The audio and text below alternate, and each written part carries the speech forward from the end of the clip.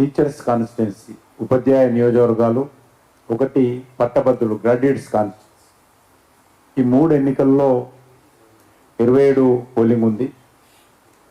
ఈ 3 ఎన్నికల్లో ఒక భారతీయ జనతా పార్టీ మాత్రమే పోటీ చేస్తుంది. మిగతా పార్టీలకు టీచర్స్కి సంబంధించినటువంటి నియోజకవర్గాల్లో పోటీ చేయాలి, వాళ్ళ గురించి చర్చించాలి, వాళ్ళ గురించి సభలు పెట్టాలి, వాళ్ళ సమస్యలు పట్టించుకోవాలి అనేటువంటి ఆలోచన వాళ్ళకు లేదు. కాబట్టి వాళ్ళు పూర్తిగా ఈ 2 టీచర్స్ కాన్స్టిట్యున్సీకి సంబంధించిన నియోజకవర్గాల పట్ల పూర్తి నిర్లక్ష్యంతో ఉన్నారు. కాబట్టి దీన్ని బట్టి ఉపాధ్యాయులందరూ కూడా ఆలోచన చేయాల్సిన అవసరం ఉంది. ఒక రాజకీయ పార్టీగా గతంలో ఉపాధ్యాయుల సమస్యల మీద పోరాటం చేయడం, ఈరోజు ఉపాధ్యాయులకు సంబంధించినటువంటి ఎన్నికలు వస్తే మీ అందరి యొక్క ఆశీస్సులతో పోటీ చేయాలని ముందుకు రావడం ఒక భారతీయ జనతా పార్టీ మాత్రమే చేస్తూ ఉంది. మిగతా వాళ్ళు ఎవరు కూడా ముందుకు రావడం లేదు మనం చేస్తాం. ఎందుకంటే మీకు అందరికీ తెలుసు, మన రాజ్యాంగ రూపకల్పలు ఏదైతే చట్టసభలు ఏర్పాటు చేసినప్పుడు ఉపాధ్యాయులకు కొన్ని అధికారం ఇవ్వడం జరిగింది. ఎందుకంటే స్వాతంత్రం వచ్చిన తర్వాత అక్షరాస్యత పెంచాలి, నిరక్షరాస్యత తగ్గించాలి అనే దృక్పథంతో అన్ని గ్రామాలలో కూడా ప్రభుత్వ ఉద్యోగస్తులను అంటే ఉపాధ్యాయులను నియమించడం జరిగింది. సర్వేలు చేయాలన్నా, ప్రభుత్వ పథకాలు అమలు చేయాలన్నా, ఫ్యామిలీ ప్లానింగ్ స్కీమ్ తీసుకురావాలన్నా, లేకపోతే సాంఘిక దురాచారాలను నిర్మూలించాలన్నా, సాంఘిక సామాజిక అసమానతలను తొలగించాలన్నా వాళ్ళందరూ కూడా కీలక పాత్ర పోషించేవాళ్ళు.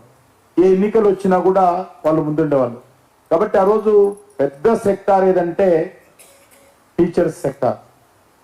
కాబట్టి వాళ్ళు ఈ యొక్క దేశం యొక్క పునర్నిర్మాణంలో ఆ రోజు కీలక పాత్ర పోషించారు. దేశ అభివృద్ధిలో ప్రముఖ పాత్ర పోషించారు. గ్రామీణ ప్రాంతాల్లో ప్రభుత్వ ప్రతినిధులుగా వాళ్ళు నిలబడ్డారు. ఆ రకంగా పెద్ద సంఖ్యలో ఉన్నారు. కాబట్టి వాళ్ళ సమస్యలు చాలా ఉంటాయి. కాబట్టి వాళ్ళ సమస్యలు పరిష్కరించుకోవడం కోసము వాళ్ళ ప్రతినిధిగా ఈ యొక్క ఎమ్మెల్సీలు ఉంటే బాగుంటుంది అనే ఉద్దేశంతో ఆ రోజు ఎమ్మెల్సీలుగా ఏ ఉద్యోగస్తులకు లేనటువంటి హక్కు, అధికారాలు, ఓటు మీకు ఇవ్వడం జరిగింది. కాబట్టి అటువంటి పవిత్రమైనటువంటి ఈ యొక్క ఎమ్మెల్సీలు ఈరోజు ఉపాధ్యాయుల కోసం పోరాటం చేయాల్సినటువంటి ఎమ్మెల్సీలు ప్రభుత్వాలకు బాకాలుగా చేరి ఈరోజు పూర్తిగా మరి ఈ యొక్క ఉపాధ్యాయ సంఘాలను నిర్వీర్యం చేయడము, ఉపాధ్యాయ సంఘాలంటే ప్రభుత్వానికి తొత్తులుగా ఉండే విధంగా వాటిని నిర్మాణం చేయడము. ఎమ్మెల్సీలు నేను చాలా చిన్న వయసులో నేను రాజకీయాలకు వచ్చిన తర్వాత రామారావు గారు గ్రాడ్యుయేట్స్ కాన్స్టిట్యున్సీ నుంచి ఎమ్మెల్యేగా ఉండేవారు. ఆ రకంగా గ్రాడ్యుయేట్స్ కాన్స్టిట్యున్సీ అన్ని ఎమ్మెల్సీలు జనసంఘ్ నుంచి బీజేపీ వరకు కూడా అన్ని ఎమ్మెల్సీలు బీజేపీ ఉండేది.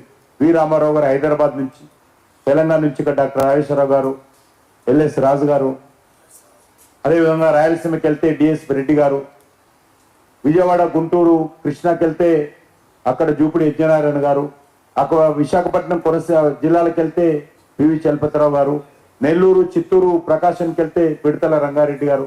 ఈ రకంగా అన్ని కాన్స్టిట్యున్సీలు జనసంఘ్ బీజేపీ ఉండేది. ఎందుకంటే చదువుకున్నటువంటి వాళ్ళందరూ కూడా ఆ రోజు విద్యావంతులు, మేధావులు అందరూ కూడా ఆ రోజు బీజేపీ పక్కన ఉండేటువంటి వాళ్ళు. అందుకే అన్ని సీట్లు గెలిచేవాళ్ళం. నేను కూడా రాజకీయాలకు వచ్చిన తర్వాత వీరామారావు గారి ఎన్నికల్లో పనిచేసినటువంటి వాళ్ళందరం కూడా. అటువంటి రామారావు గారితో నేను శాసన మండలికి వెళ్తే ఆ రోజు ఉమ్మడి ఆంధ్రప్రదేశ్లో మాణిక్యాలరావు గారు కానీ, చాలా మంది, బాలకృష్ణమ్మ గారు కానీ ఆ రోజు ఉపాధ్యాయుల సమస్యల మీద మాట్లాడేవాళ్ళు. ఉపాధ్యాయుల సమస్యలే కాదు, మొత్తము సమాజానికి సంబంధించిన సమస్యల మీద మాట్లాడితే మంత్రులకు చెమటలు వచ్చేది. రేపు కౌన్సిల్ ఏదైనా క్వశ్చన్ ఉంది అంటే మంత్రులు శాసన సభ కంటే శాసన మండలి మీద ఉన్నటువంటి ప్రశ్నలకు ఎక్కువ ప్రిపేర్ అయ్యి వచ్చేవాళ్ళు. ఎందుకంటే అక్కడ మేధావులు ఉంటారు, ప్రశ్నిస్తారు, మమ్మల్ని చెండాడుతారు అనేటువంటి భయం ఉండేది.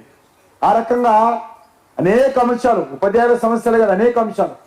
ఈవెన్ నేను రాజశేఖర్ గారు వచ్చిన తర్వాత కూడా నేను ఎప్పుడు ఎవరిని కలవడానికి వెళ్ళినా ఎమ్మెల్యేగా ప్రజా సమస్యల మీద టీచర్స్ కాన్స్టిట్యున్సీ ఎమ్మెల్సీలు అక్కడ ఉండేవాళ్ళు. ఏదో ఉపాధ్యాయ సంఘాన్ని పట్టుకొని అక్కడ ఉపాధ్యాయ సమస్యల మీద ముఖ్యమంత్రులకు నివేదికలు ఇచ్చేవాళ్ళు, మెమరాండం ఇచ్చేవాళ్ళు, మాట్లాడేవాళ్ళు, అడిగేవాళ్ళు. కానీ ఈరోజు టీఆర్ఎస్ పార్టీ వచ్చిన తర్వాత, తెలంగాణ వచ్చిన తర్వాత ఉపాధ్యాయ సంఘాలు ఉన్నాయా, ఉపాధ్యాయ సంఘాలు ఎమ్మెల్సీలు ఉన్నారా, అసలు శాసన మండలి ఉన్నదా అనేది ఒక ప్రశ్నార్థకంగా ఈ వ్యవస్థ నిర్మాణం చేయడం లేదు.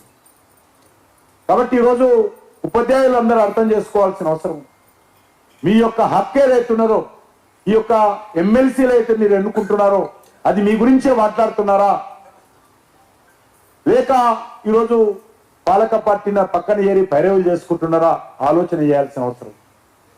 కాబట్టి ఈరోజు అందరినీ కోరుతా ఉన్నాను, తప్పకుండా నేను ఏ రోజైతే వీరామారావు గారితో పోయినప్పుడు శాసన మండలి ఏ రకంగా ఉంటుందో ఆ పద్ధతి రావాల్సిన అవసరం ఉంది.